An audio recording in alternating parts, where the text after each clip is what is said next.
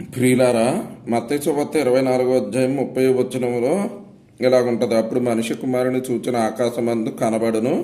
అప్పుడు మనుష్య కుమారుడు ప్రభావంతోనూ మహామహిమతోనూ ఆకాశ మేఘారూఢుడై వచ్చుట చూసి భూమి మీద నున్న సకల గోత్రముల వారు రొమ్ము కొట్టుకుందరు అని ఉన్నది. అలాగే ప్రకటన గ్రంథం 14వ అధ్యాయం 14వ వచనంలో ఇలాగుంటది. మరియు నేను చూడగా ఇదిగో తెల్లని మేఘం కనబడను. మనిషి కుమారుని పోరిన ఒకడు ఆ మేఘం మీద ఆసీనుడై ఉండెను. ఆయన శిరస్సు మీద సువర్ణ కిరీటము, చేతిలో వాడిగల కొడవరియు ఉండెను. అప్పుడు మరి ఒక దేవదూత దేవాలయముల నుండి వెడలు వచ్చి, భూమి పైరు పండి ఉన్నది, కోతకాలం వచ్చినది, నీ కొడవలు పెట్టి కొయ్యమని గొప్ప స్వరంతో ఆ మేఘం మీద ఆసీనుడై ఉన్న వానితో చెప్పాను. అన్న ఈ వచనాలు ఏంటంటే ర్యాప్చర్, రహస్య రాకడ, సంఘం ఎత్తబడితను గురించి చెప్పబడింది అన్నమాట. అదే కోతకాలం పండి ఉన్నదంటే అదే సంఘం ఎత్తబడే సమయం వచ్చేసింది అని చెప్పి అక్కడ చెప్తూ, అప్పుడు అటయ్యాన్ని ఏంటంటే ఈ జనులు ఎందుకు రొమ్ము కొట్టుకుంటారంటే యోవేలు ద్వారా ప్రవచించబడినటువంటి ఆ ప్రవచనం ఏదైతే ఉందో ఆ ఆత్మ సకల మనుషులందరి మీద కూడా ఆ వాళ్ళు వీళ్ళని తేదం లేకుండా ప్రతి మనిషి మీద కుమ్మరించబడతారు.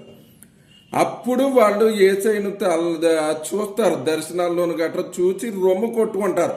అయ్యో మేము నశించిపోయామే అని మాకు ఏసై కావాలి కావాలి అని రోధిస్తారు. ఎందుకంటే అప్పుడు సంఘం ఎత్తబడినప్పుడు పరిశుద్ధాత్ముడు కూడా ఈ భూమి మీద నుండి తీసివేయబడతాడు. కనుక తండ్రి అయిన దేవుడు ఆయన ఆత్మను కొమ్మరిస్తున్నాడు వాళ్ళు రక్షణ పొందాలని. ఎందుకంటే అప్పుడు ఇంకా పరిశుద్ధాత్మ దేవుడు ఉన్నాడు కాబట్టి రక్షణ అనేది జరగదు. కాబట్టి ముందుగానే సంఘం ఎత్తబడటానికి ముందుగా ఆత్మ అందరి మీద కొమ్మరించబడుతుంది అనమాట. అప్పుడు చాలా మంది రొమ్ము కొట్టుకుని ఏడ్చి దుఃఖించి ప్రలాపించి రక్షించబడతారు. కనుక ఈ విషయాన్ని జ్ఞాపకం ఉంచుకొని అందరూ ఆ వాగ్దానం కోసం కనిపెట్టి ప్రార్థన చేసి ఆత్మను పొందుకొని దేవుని రాకడ కొరకు సిద్ధపడి ఆయన రాకడలో ఎత్తబడాలని చెప్పి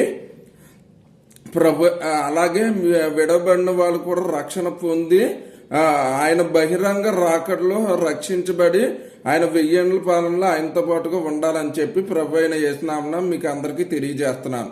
దేవుడు తన పరిశుద్ధ వాక్యమును దీవించును గాక. ఆమేన్.